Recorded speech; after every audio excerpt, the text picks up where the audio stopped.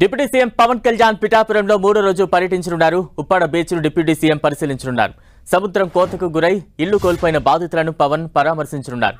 సముద్రపు కోత తీవ్రస్థాయిలో ఉండటానికి గల కారణాలు, వాటి స్థాయిని తగ్గించే చర్యలపై పవన్ కళ్యాణ్ సమీక్ష చేయనున్నారు.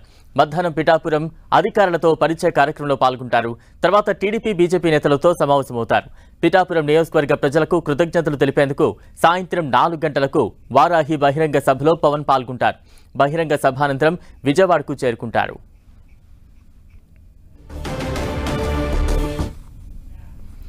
పిఠాపురంలో డిప్యూటీ సీఎం పవన్ కళ్యాణ్ పర్యటన కొనసాగుతోంది. తాజా అప్డేట్స్ అందించేందుకు మా ప్రతినిధి సతీష్ సిద్ధంగా ఉన్నారు. సతీష్,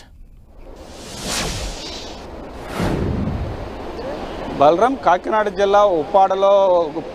జిల్లా పిఠాపురం నియోజకవర్గంలో పవన్ కళ్యాణ్ పర్యటన అయితే మాత్రం మూడో రోజు చేరుకుంది. ఈ రోజు అంటే ఉప్పాడ పరిసర ప్రాంతంలో, సముద్ర తీర ప్రాంతంలో కోతకు గురవుతున్న ప్రాంతాన్ని అయితే మాత్రం డిప్యూటీ సీఎం పవన్ కళ్యాణ్ అయితే మాత్రం పరిశీలించనున్నారు. ప్రస్తుతానికి మనం ఎక్కడైతే కోతకు గురవుతుందో అదే ప్రాంతం దగ్గర అయితే మాత్రం ఉన్నాం. మనం మరి కాసేపట్లో అంటే చేబ్రోల్లో తన నివాసం నుంచి అయితే మాత్రం డిప్యూటీ సీఎం పవన్ కళ్యాణ్ అయితే మాత్రం రోడ్డు మార్గంలో ఉప్పాడ చేరుకుంటారు. ఉప్పాడ దగ్గర సుమారుగా అంటే ఉప్పాడ దగ్గర నుంచి సుబ్బంపేట వరకు కూడా 6 గ్రామాలకు సంబంధించి ఈ కోతకు గురవుతున్న ప్రాంతాలను అయితే మాత్రం పవన్ కళ్యాణ్ అయితే మాత్రం పరిశీలించనున్నారు. కోతకు గురవుతున్న పరిస్థితులు, ప్రభావం, అసలు ఏ స్థాయిలో కోతకు గురవుతుంది, దాన్ని నివారించే చర్యలేటి అనే అంశంపై ఇక్కడ గత కొన్ని సంవత్సరాల నుంచి కూడా కోతకు గురవుతున్న బాధితులతో కూడా పవన్ కళ్యాణ్ మాట్లాడే అవకాశం కూడా ఉందని చెప్పుకోవచ్చు.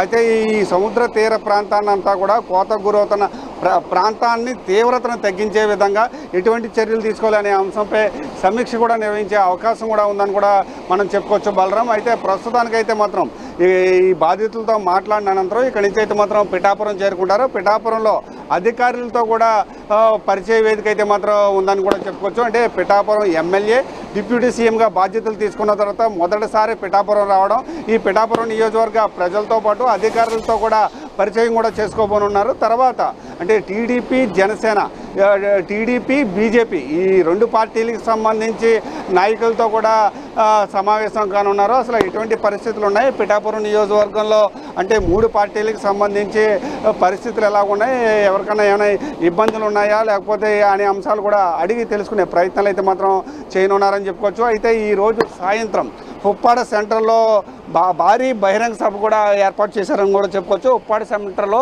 వారాహి వాహనంపై నుంచి అయితే మాత్రం పవన్ కళ్యాణ్ అయితే మాత్రం ఈరోజు అంటే పిఠాపురం నియోజకవర్గ ప్రజలకు కృతజ్ఞత తెలిపేందుకు బహిరంగ సభలో మాట్లాడనున్నారు.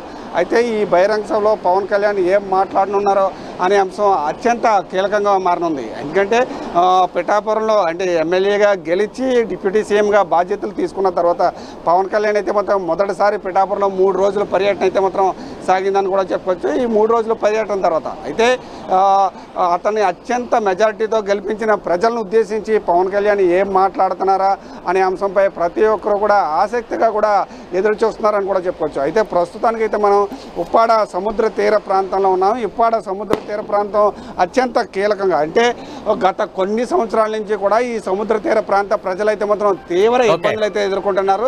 అయితే ప్రస్తుతానికైతే మాత్రం మనం చూసుకుంటే కనుక దీనికి సంబంధించి అంటే ఈ సముద్ర తీర ప్రాంతంలో ఉన్న ప్రజలను ఏ విధంగా ఈ చర్యలు అంటే ఈ సముద్ర కోత తగ్గించే చర్యలు ఏ విధంగా ఉన్నాయో అంశంపై కూడా అధికారులతోటి, నిపుణులతో కూడా సమీక్షా సమావేశం కూడా నిర్వహించే అవకాశం కూడా ఉందని చెప్పొచ్చు.